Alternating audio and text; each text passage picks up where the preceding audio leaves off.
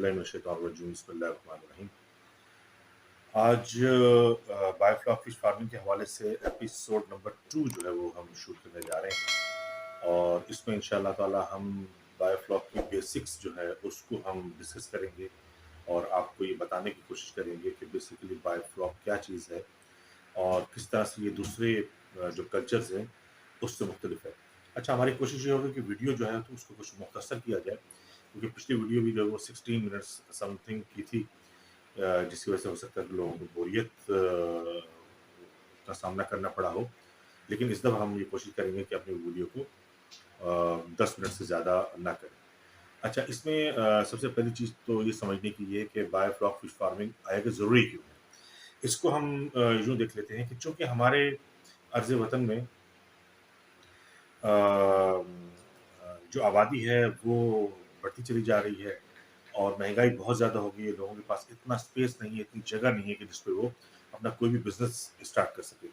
तो ख़ास तौर पे जो लोग शहरों में रहते हैं, उनके लिए हमने ये एक मोटिवेशनल एक हमने शुरू किया है कि वो बायोफ्लॉक फिश फार्मिंग को अपने घर की छत पे, बैकयार्ड के अंदर या अगर वो चाहें तो अपने गार्डन के अंदर उसको स्टार्ट कर सकते हैं।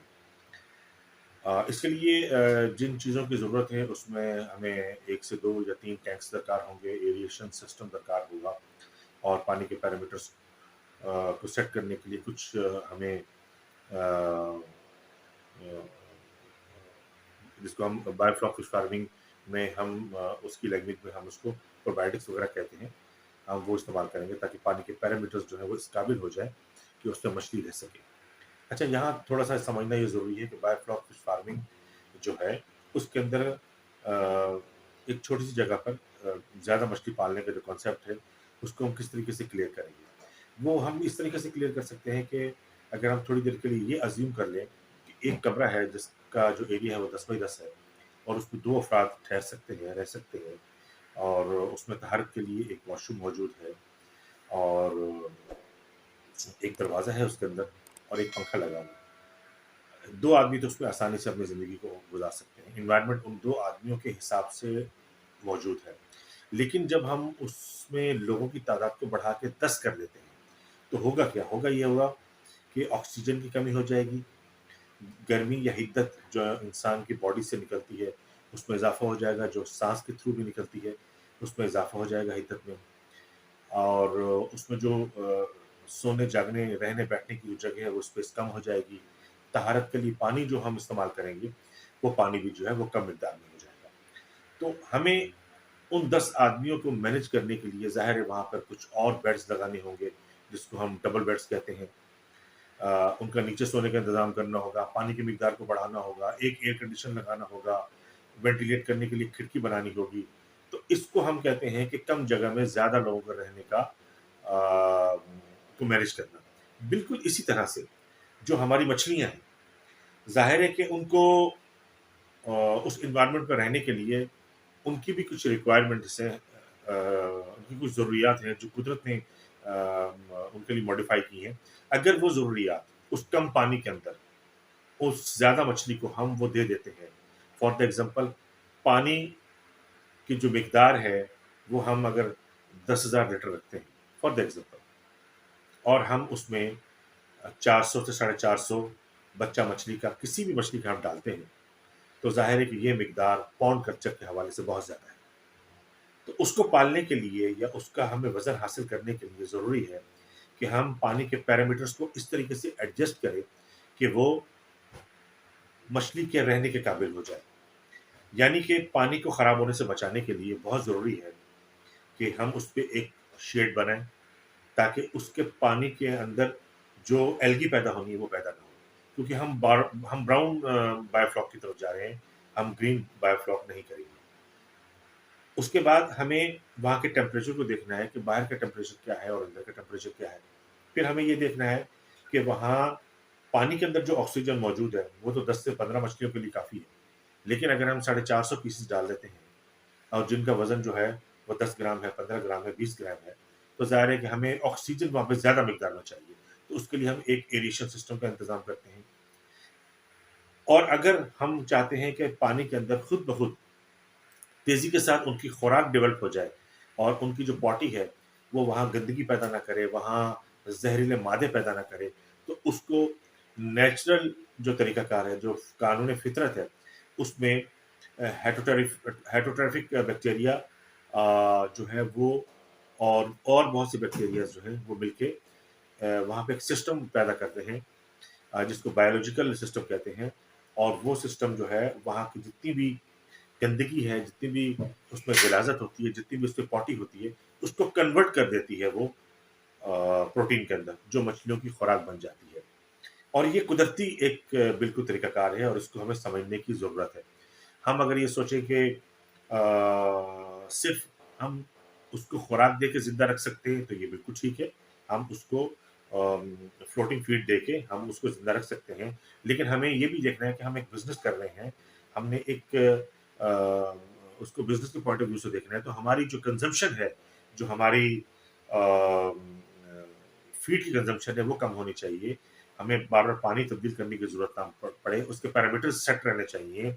हमारा टैंक ऐसी जगह पे होना चाहिए कि जहाँ उसपे साया रहे और उसमें धूप की रोशनी ना पड़े जिसकी वजह से एल्गी वगैरह पैदा हो जाती है।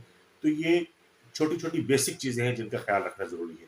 इसके अलावा इलेक्ट्रिसिटी हमें 24 आवर्स के लिए हमें चाहिए होगी, वो बहुत ज़रूरी है। डिपेंड करता है कि आपके यहाँ एरेशन सिस्टम क्या लगा हुआ है, किस किस्म की आपके यहाँ मशीन्स का इस्तेमाल किया जा रहा है, क्या वो इलेक्ट्रोमैग्नेटिक हैं या वो विंड ब्लोअर्स वगैरह आप इस्तेमाल कर रहे हैं। तो ये सब चीज़ें देखना बहुत इम्पोर्टेंट है।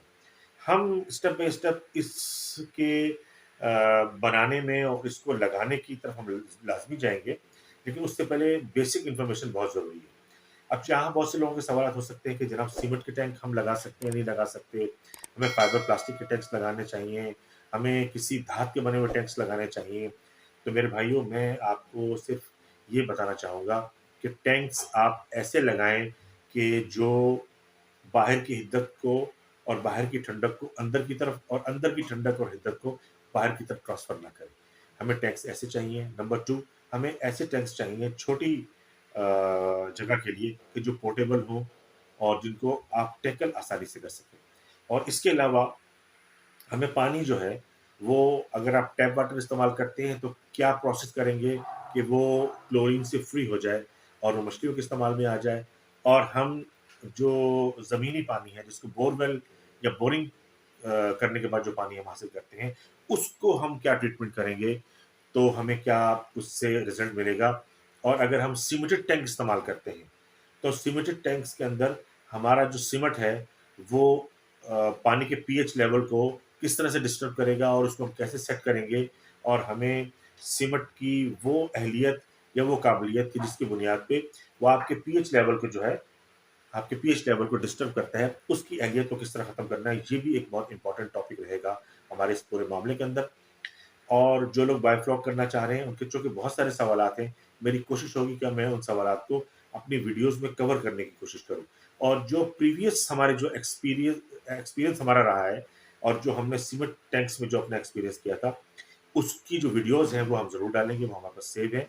और हमने एक बहुत बड़ा एक्सपेरिमेंट किया था, और उस वक़्त इतना बड़ा एक्सपेरिमेंट और इतने अखराजात करने का कोई शख्स मुतहम्मिल नहीं हो सकता था, लेकिन हमने ये एक्सपेरिमेंट किया। बाद में हमें लॉस भी हुआ, लेकिन उसके एवज़ जो हमें तजर्बा मिला वो इतना इम्पोर्टेंट था कि वो आज भी हमारे लिए कंसीडर करने के काबिल है, और उसको देखते हुए और उसको समझते हुए हम अपने मामलात को लेके आगे बढ़ रहे हैं। वीडियो के अंदर तशनगी बाकी रहेगी। हम जो अगली वीडियो होगी इंशाअल्लाह ताला, उसके अंदर हम पहले स्टेप से हम स्टार्ट करेंगे कि हम किस तरीके से बायोफ्लॉग को हम स्टार्ट करेंगे और हम बायोफ्लॉग के पूरे सेटअप को कैसे मैनेज करेंगे और कैसे आगे लेके जाएँगे।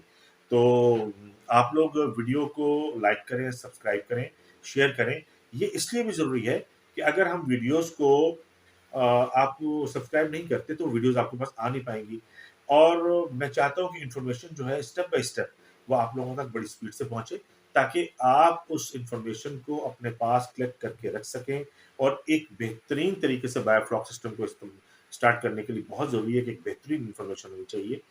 अगर वो इन्फॉर्मेशन बेहतरीन नहीं है, कंप्लीट नहीं है, और आपके जो क्रॉस क्वेश्चन है, वो अगर नहीं हो पा रहे, तो फिर आप ज़ाहिर है कि उस सिस्टम को आगे लेके चल नहीं पाएँगे। मेरा जो यूट्यूब चैनल है, आप बिल्कुल उस कमेंट्स के अंदर आप सवालात पूछ सकते हैं, कमेंट्स दे सकते हैं, और मेरी पूरी कोशिश होगी कि मैं आपको उनके जवाबात देने की पूरी कोशिश करूँ। और नेक्स्ट वीडियो इंशाअल्लाह ताला बहुत जल्द हम अपलोड करेंगे, और इसको टेक्निकली हम समझने की कोशिश करेंगे कि बेसिकली बायोफ्लॉक क्या है। आप लोगों के देखने का, सुनने का बहुत-बहुत शुक्रिया। मैं दोबारा आपसे कहूँगा कि आप इस वीडियो को लाइक करें, शेयर करें, सब्सक्राइब करें, ताकि आपको नई आने वाली वीडियोज़ जो हैं वो इन टाइम मिलती रहें, और जो ट्रेनिंग का ये प्रोसेस है, ये इसी तरीके से चलता रहे। इंशाअल्लाह ताला नेक्स्ट वीडियो में मिलेंगे। अल्लाह ताला आपको खुश रखे, शाद रखे, आबाद रखे। पाकिस्तान ज़िंदाबाद। अस्सलामु अलैकुम रहमतुल्लाहि व बरकातहू।